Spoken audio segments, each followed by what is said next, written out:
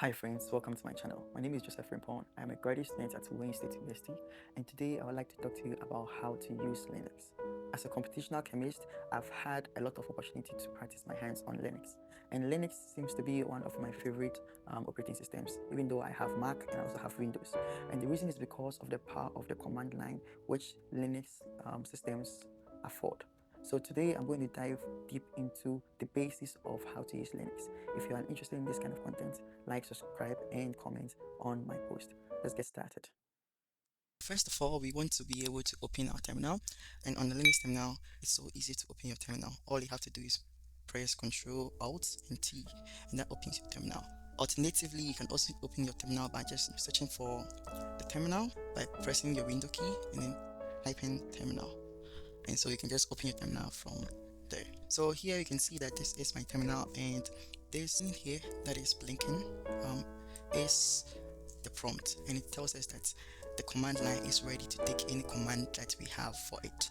So the first command that I will talk about is the ls command tells us all the files that are inside our working directory. So if I type ls, for instance, right now, it shows me that I am in my home directory, and these are all the files that are in my home directory.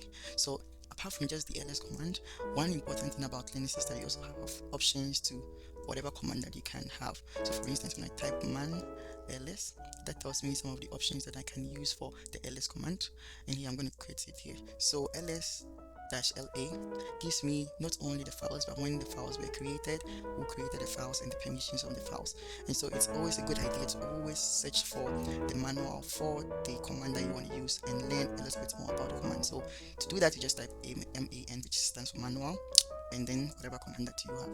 So the ls command basically tells us all the files that are inside our working directory. So that is the first command that you need to learn. So it lists files, and it also lists the directories inside working directory. So this brings me to the next command, which is print working directory. So print working directory is a command that allows us to be able to tell which directory we are currently at. So you can see here it's printing our working directory, which is in our home FrameStore, which is where my files are. So this is a handy tool because sometimes you can have a lot of folders and nested folders, and you want to tell which folder you are currently on. By typing pwd, you are able to tell which folder you are on. So the next command that we need to learn is the cp. To do this, I'll go to another folder, which is test, and I'll talk about the cl command right now. So to copy a file, we use the cp command. So the cp command, and then you give it your source file. So for instance, here I have a couple of files here, and my source file in this case is going to be 9.pdf. And then let's say if I want to copy it to, let's say, 12.pdf, I just type 12.pdf. So currently now you can see that now I have a file which is also 12.pdf. So I'm going to open my terminal very big. You can see here I have 12.pdf, which is basically an extra file that I have created by just copying and pasting these files. You can see it by telling that, okay, I created this particular file on November 1st, which is now.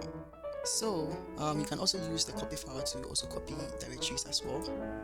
And to copy the directory, all you have to do is to do copy -a or -r, and then you can use it to copy any directory that you want to any destination that you want as well. So the next command that we are going to talk about is make directory. So make directory is a command which is mkdir.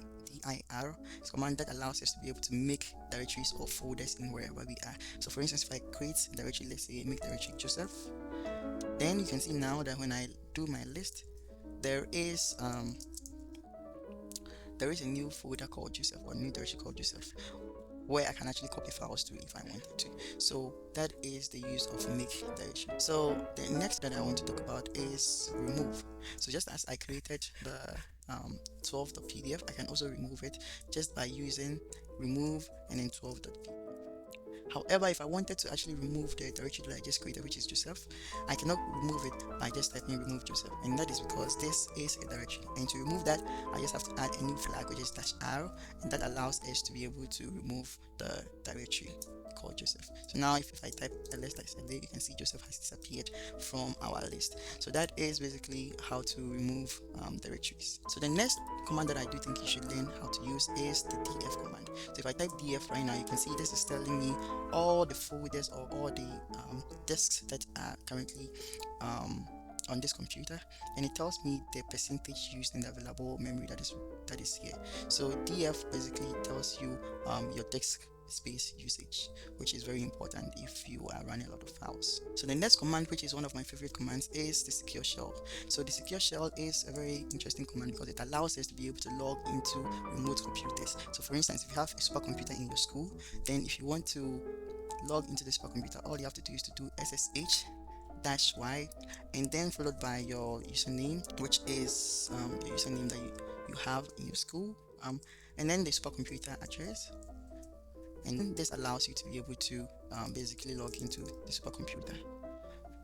And then with a few clicks, you'll be able to log into the supercomputer. The interesting thing is that the supercomputer is also a Linux device, and so that means that all the commands that I use on my personal computer can also be used in the supercomputer. So this is taking a while, so I'm probably going to exit from here, but that's how to use the secure shell command. The next command is the wget command. So the wget command is a very handy command which allows us to be able to basically download files from the internet. So wget followed by whatever file that you want to download from the internet. Let's say we want to download there's a software called Avogadro, right? So if you go to, let's say, their website, and then we look for the downloads here, and then we come to, let's say, Avogadro, and we copy the link address. Then here we can do wget and then we paste the link address, and this allows us to be able to download the file. And you can see now that we have the Avogadro download here. So you can see now we have the file called download, which is here. So this allows us to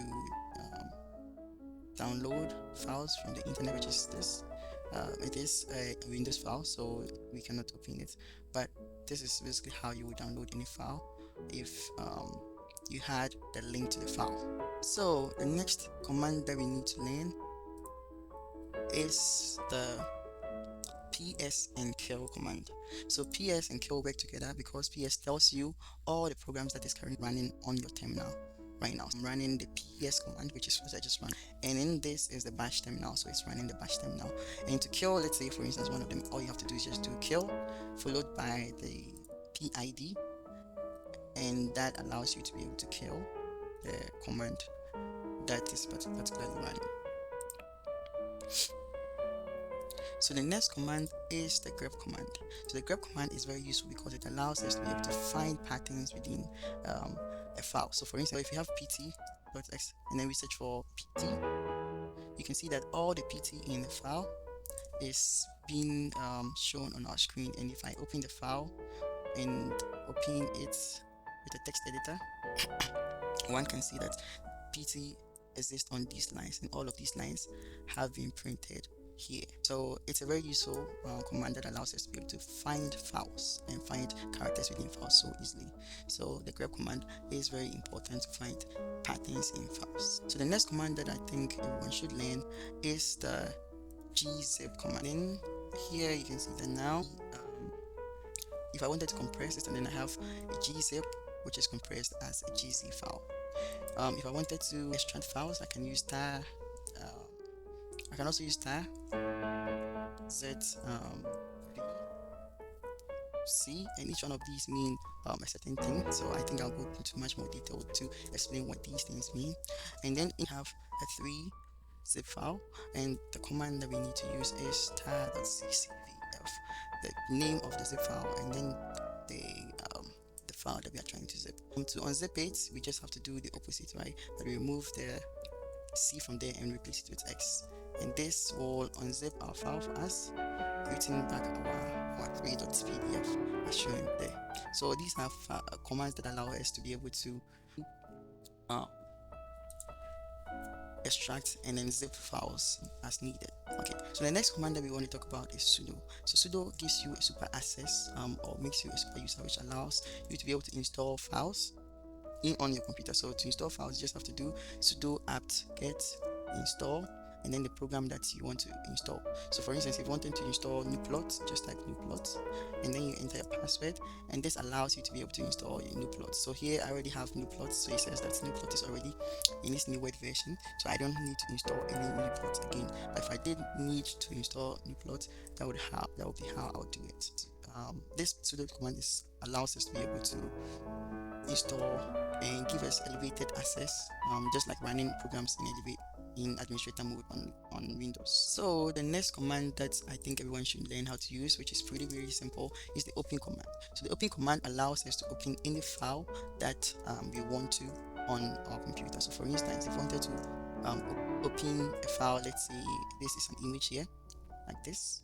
If we wanted to open this file, all you have to do is to copy it and do open followed by the file, and you can see now that the file has basically opened up for us, and using the default app. Similarly, you can also open PDFs by just doing that same thing. Just have to paste the file and then it's just going to open the PDF for you, as you can see. So this is a very handy command that allows you to be able to open files very easy on your computer. Finally, the last command that we want to learn about is the exit command, and the exit command basically tells you exactly what it means, which is to exit the command line. So if you type exit and then you press enter, it exits your command line. So this is a simple introduction to bash command line, and I think this is very powerful because it allows us to be able to do a lot of things that graphical user interface do not allow us to be able to do. So thank you for staying tuned, and I hope to see you in our next video. Like, comment and subscribe if you like this kind of content.